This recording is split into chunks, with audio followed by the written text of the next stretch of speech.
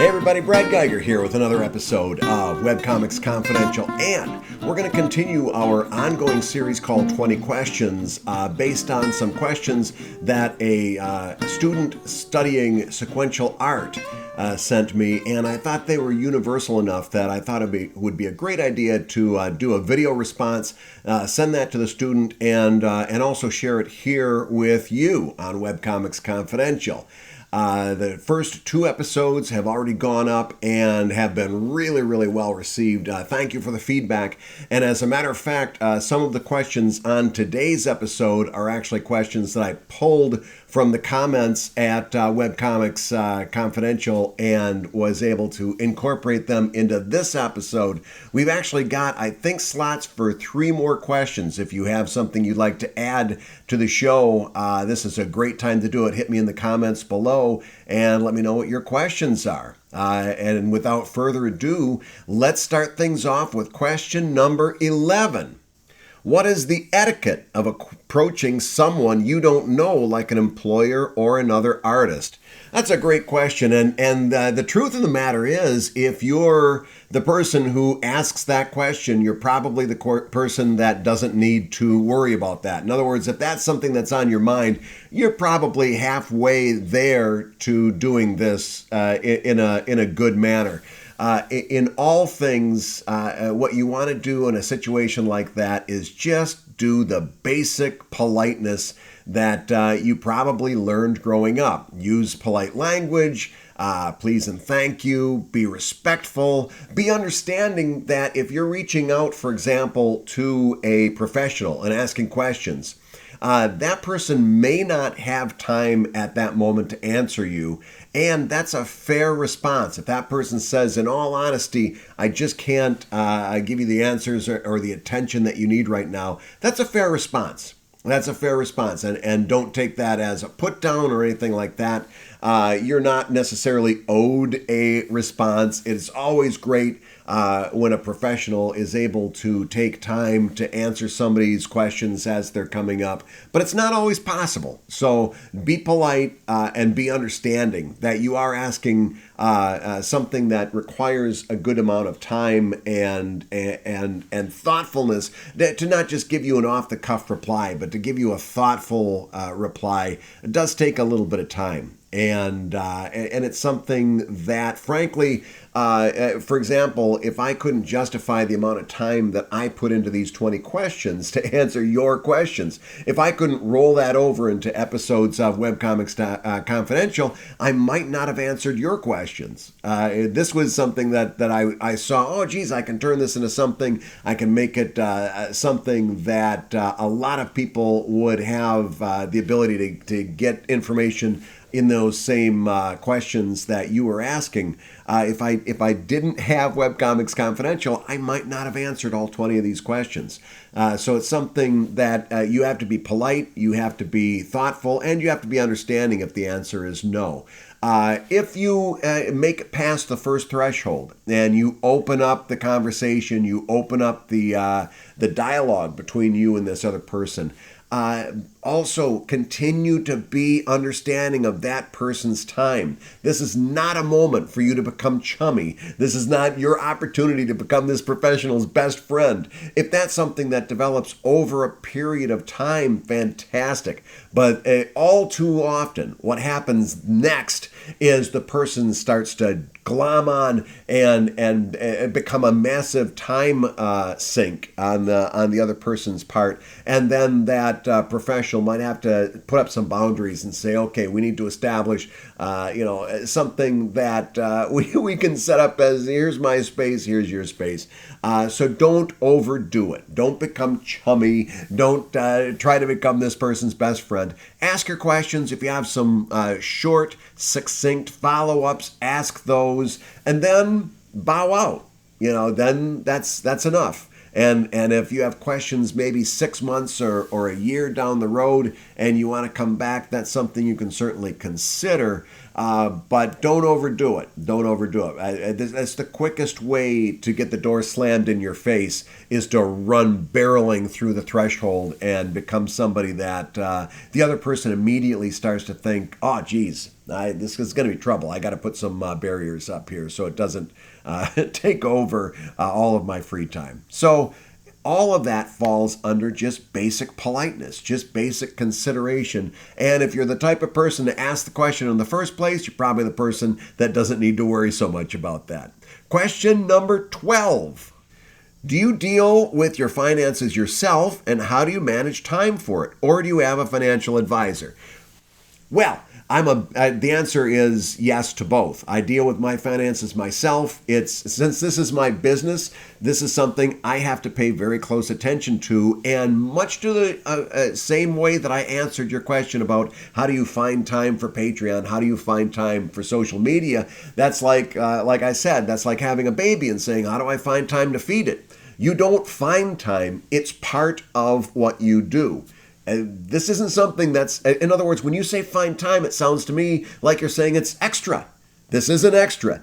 If you want to stay in business, you have to watch very closely over your finances and handle things like sales tax, estimated tax payments to the IRS, all of that stuff. How much money's coming in? Do you have enough money to handle expenses? Do you need to throttle back on some of the things that you are spending on right now?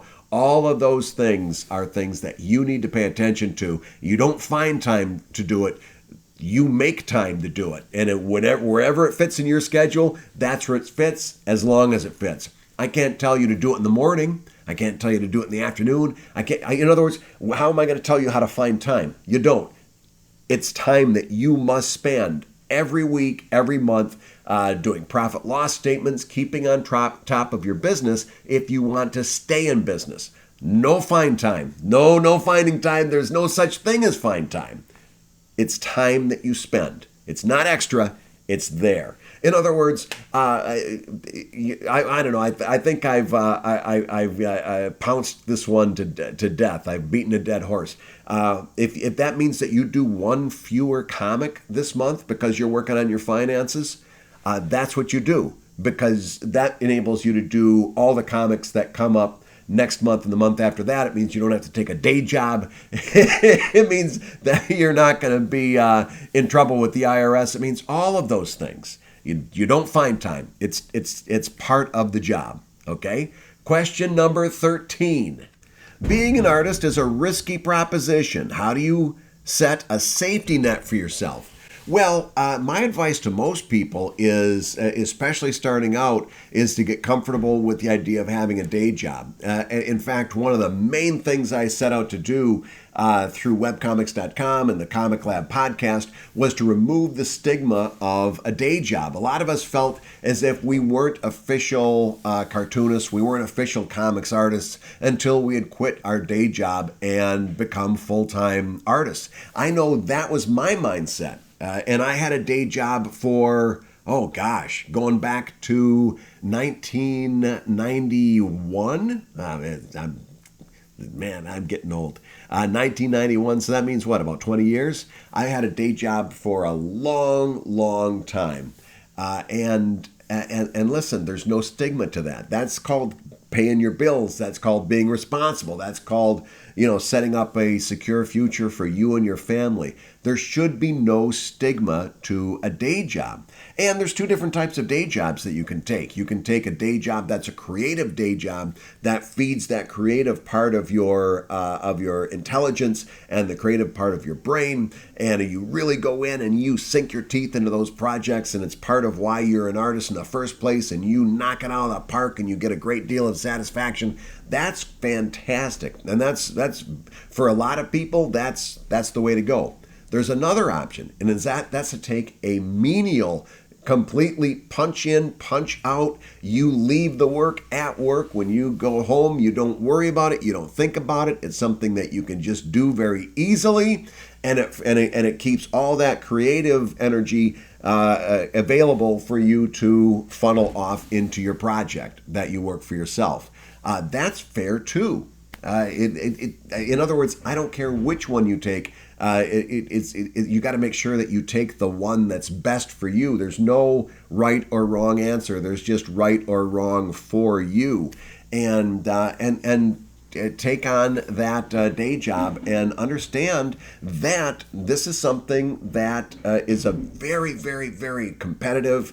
Not competitive. It's not like I'm fighting against another cartoonist, but it's a very difficult job to do full time. It's very difficult to build a comic to the part and the point that you can sustain it and it can become your full time income. And it's going to take you a long, long time to get there. The biggest mistake you can make is to jump to full time before you're really ready. And I've seen it happen so many times. I've advised people against doing it. Don't do it. Don't go to full time. You're not ready yet. You're not there yet. And then I see these people struggle like crazy, and it's really hard to watch, to be honest with you.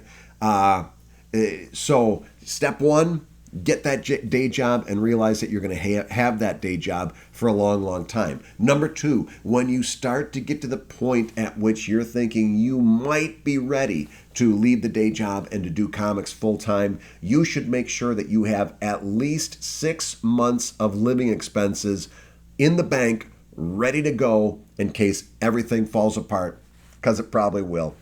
Have those expenses ready to be paid for in the bank account. And if you don't know what your expenses are month to month, you're not ready to go full time. If you don't know, have that number in your head right now. How much is my mortgage, my electric, my water, my this, my that, my car, how much gas, what do I have for groceries? If you don't know what you spend in a given month on an average basis, you're not ready to go full time. You need that number in your head. You need to understand what that number is and what it takes to hit that number every month. Can you hit that number with just comics alone and have a little left over to put in the bank and cover all of your different incidentals? And remember, if you're leaving a day job that covers your health insurance, for example, you're going to have to pay for that out of pocket now. You can't push that. That's a risk that's much too big. How much is it going to cost for you to take on insurance? This is something that you need to know what your number is. You need to know what your monthly number is. You need to know that you've got the amount of money to cover that number 6 times over, at least 6 months, if not more, before you're really ready to make the jump to full time. Until then, work that day job, and for crying out loud, work it proudly. There's an awful lot of people doing this gig that we're talking about on working a day job and coming back and doing their comics in their spare time, and there is absolutely no stigma that should be placed on it. There's nothing wrong with that.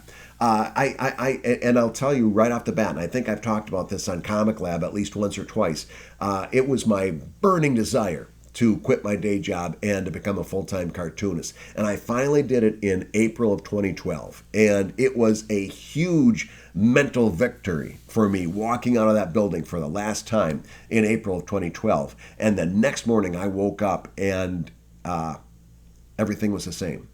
Nothing was different. I was still the same guy I was yesterday. I still had the same audience. I still had the same problems. I still had the same advantages. Everything was the same. I thought I'd wake up and go outside and birds would, land on my finger and people would sing songs walking down the street and, throw me, hails and roses at my feet. There were no roses. There was nothing. There was one change. There was one major change. I had to pay that mortgage at the end of the month, and I wasn't going to have my income from the day job to do that. And I had to make sure that I was covering that with ad money. This was pre-Patreon. I had to cover that money with ad money, and I had to make sure that money was going to be there in the account, ready to go to pay that mortgage, because I had a family. My wife and I had 2 kids. We were doing everything together. We were partners in all ways, but I had to make sure that money was there for the mortgage, and that's a scary freaking feeling. Until you're ready for it, until you know what your number is, don't quit that day job. And that's I'm trying to also take back that phrase, don't quit your day job. For years, people have used don't quit your day job as a way to put down an artist and say you're not ready yet. Don't quit your day job is not a put down. It's sound financial advice. Don't quit your day job. with an asterisk, until you know you're ready. And it's okay. If you're going to make one of two mistakes, you can make two mistakes when it comes to quitting your day job. One is quitting it too early, and one is quitting it later than you should have. Make the second mistake. In all ways, make the second mistake. Don't quit too early. That has significant consequences. Quitting later than you should have has maybe kind of a mental consequence where you go, shucks, I should have left a year ago. Well, those are good problems to have. Quitting early and then having to be in a situation where you've got to find a new day job or find seasonal work or something like this, that's not great. Now you're playing catch up. Now you're playing defense, and you've got your attention spread way too thin. So don't leave early. Leave late. That's my advice for you. Let's go on to the next question. Question number 14. What's your thoughts on art school for web cartoonists? Well, that's a tough one for me to answer because I think that I don't think that there's a one-size-fits-all answer to that, and I don't know that I can give you, in all honesty, an answer that's gonna do you a lot of good, other than to say, number one, college in the United States is ridiculously expensive. It's a huge expense, and you have to know what you're getting into. You have to know what that loan is going to be if you're taking out loans when you get out. And you have to also do your due diligence and find out if you're eligible for financial aid and things of this nature. If your financial status right now means that you are eligible for financial aid, find out and then take advantage of it, and don't look back. That aid is for you. You take that.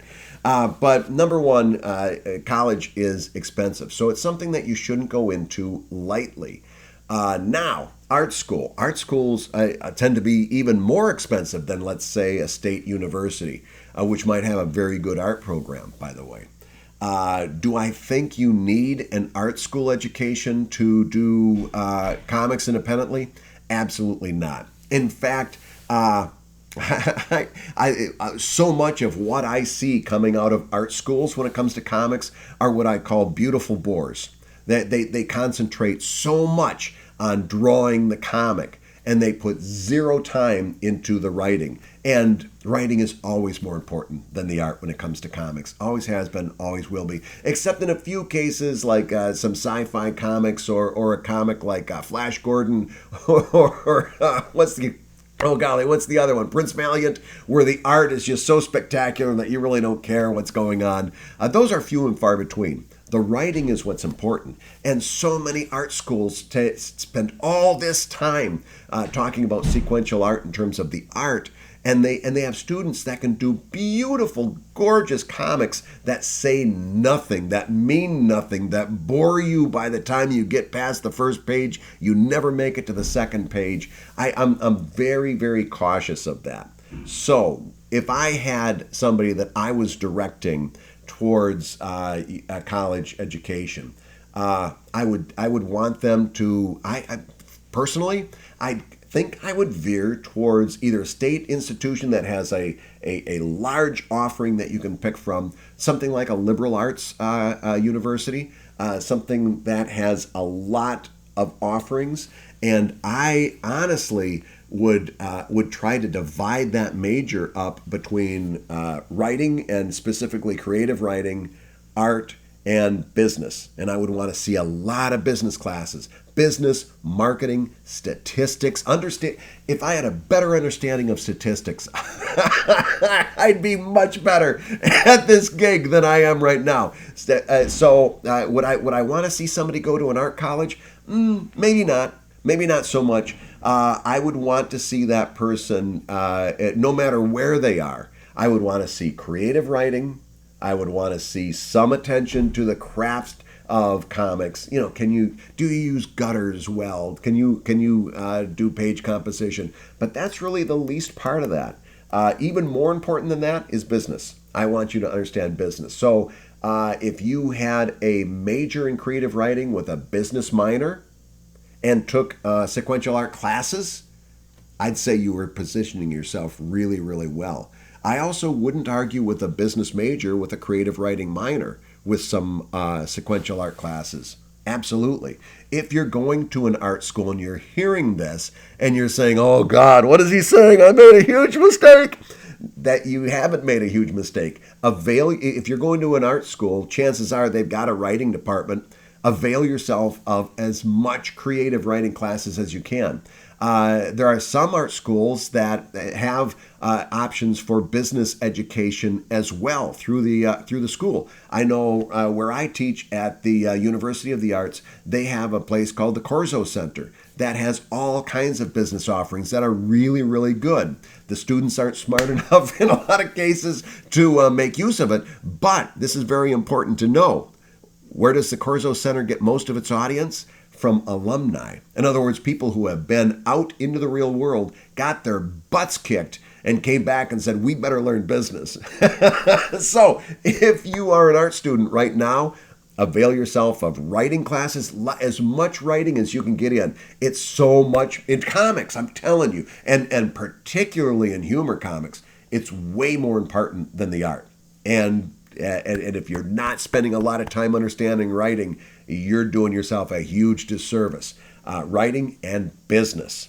And again, then take some time. It's the lowest on the list, the art part, the part where you're understanding sequential art. That's something you're going to probably learn by doing.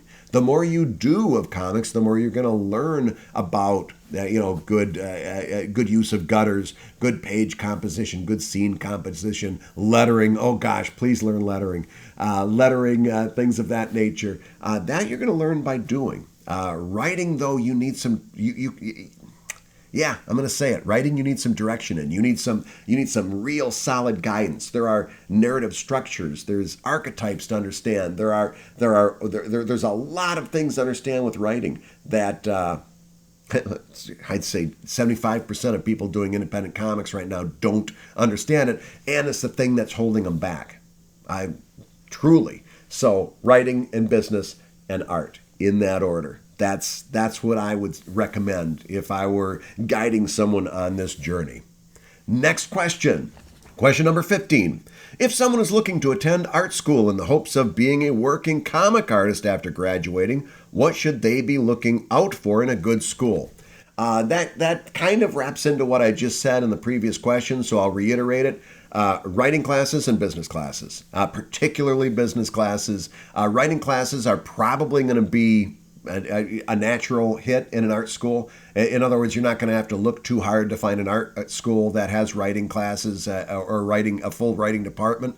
You do have to look a little harder to find an art school that has a significant business offering, or you might have to do a little bit of extra work on your part as a student to avail yourself of those business offerings. But the business, and again, not only business, but like learning how to run a business, learning how to do profit loss statements, tax filings, stuff like that, but also the ancillary parts, marketing, promotion, statistics. Those things are things that you really are going to need to understand. And again, so much statistics and marketing too. Understanding those issues are going to give you a huge advantage in becoming an independent creator.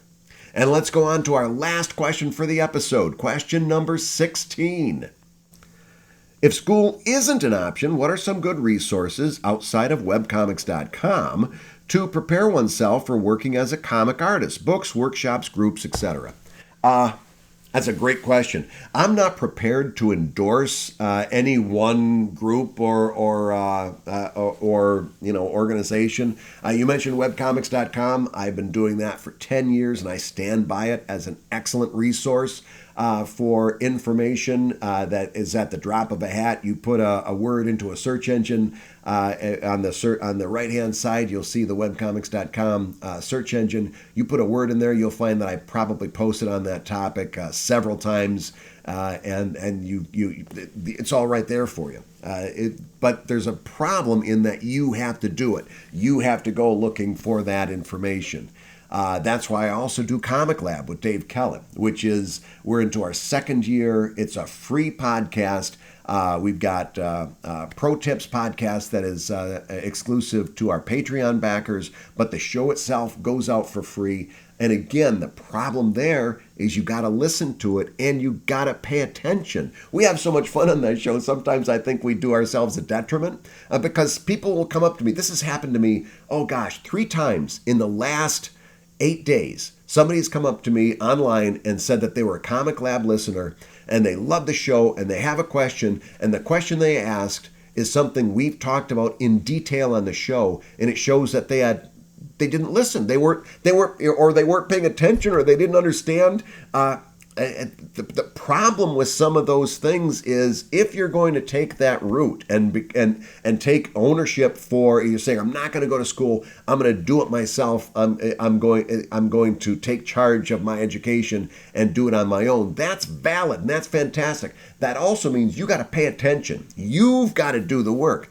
And that means and Comic Lab isn't the only podcast that talks about these issues. But if you're going to get education through a podcast, you should probably do something a little bit on a bigger level than just listening to the podcast. I would suggest, if you're in this category that you're considering podcasts as part of your education, you should be taking notes. Right? If you have a site like webcomics.com, you should be actively looking for information on that and doing whatever it takes to get that information into your head. And there's all kinds of other, of course, I'm going to talk about the Webcomics Handbook. I've written it all down for you, but you got to read it. And all of these things, except webcomics.com is mainly a subscription site, but there's an awful lot of those posts that I've made public that you can read without a subscription.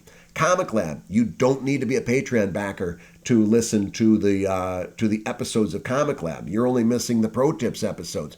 Webcomics Handbook you can get at your local library. Okay? You don't need to spend money on any of this stuff. But what you do need to do is pay attention. You do need it. If you're going to do this, you have to put your brain into a higher gear and really pay attention to the stuff that's being said. It can be done. The thing that I see happening, and again, I'm telling you, it's at top of mind because it's happened within the last week and a half, 2 or 3 times, and it was just blatant. It's like, oh yeah, I listen to the podcast all the time. I love the show. It's great. Yeah, I got a question. And then the question is something that we've talked about ad nauseum. And it's like, you're not listening to the show. You're listening to the show, but you're not hearing it.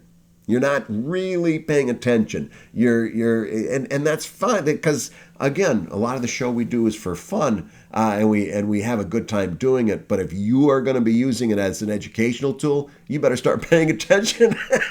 And whatever you do, don't slide into my DMs and ask me a stupid question, particularly about something that we've explained, like I said, to the nth degree. So, yeah, you don't need to do this. I'm not about to endorse something else. The one endorsement that I'll throw out there, because I know the guy and I guarantee that he's putting out really quality instruction, is SVS Learn. And I know Jake Parker over there is doing some great things. I'll throw that one out there. But the only thing I'll say about that is that there's a lot of options.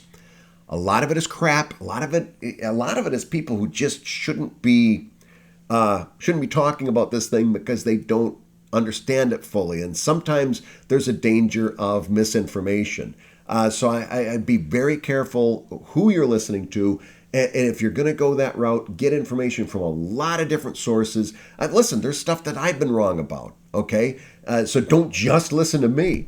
Get your information from me and from a lot of other people and do some critical thinking about it. Think about it. Think about the why behind the statements. So, why is it that way? Don't just take it as face value. Grass is green. Ask yourself why grass is green. Then you'll have a better understanding of grass, right? And that it goes that way for business, for writing, and for art. Ask about the why. The best question you can ask. I don't care what topic you're talking about. The best question, you should have it up on the wall of your studio. So what? So what? What does it mean? What's the why behind it? If you understand so what and why on any given topic, you have mastered that topic. That's what you should be doing. Get your information from a lot of sources. Ask yourself, so what? Ask yourself why. And then judge for yourself. And realize that this thing that we do, when we're talking about comics, is all about learning through doing. And the more you do it, and the more you pay attention while you're doing it, and the more you listen to valid sources of information, the better you're going to get. All right? So this is Webcomics Confidential. We're all the way up to, I think, 16 questions. We've got space for 4 more questions. I've got a few that I'm going to put in there. We've gone past the ones that were originally sent in. But since I called it 20 questions, we're going to keep going at least for 4 more, get to a nice even number. And so if you've got a question, this is your time to ask a question. I can guarantee you'll have a spot. If not, I'm going to pull 4 from my perennial question jar and round out this series next episode. Until then, if you've heard something that you have some thoughts on, hit those comments below. Let me know. I love hearing what you folks are thinking about this. Until then, this is Brad Geiger. This is Webcomics Confidential, and we'll see you next time. Bye-bye.